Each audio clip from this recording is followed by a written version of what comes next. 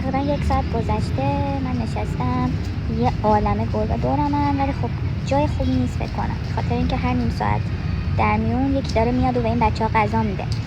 گربه‌ای که اون طرف پارکن خیلی گشنه‌تر از اینایین که اینجان.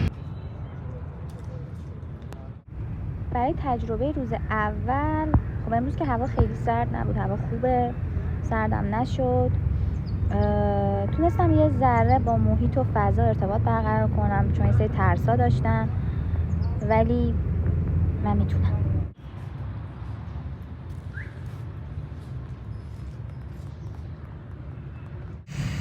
از همه مهمتر اینه که ذات خوب برکت میاره.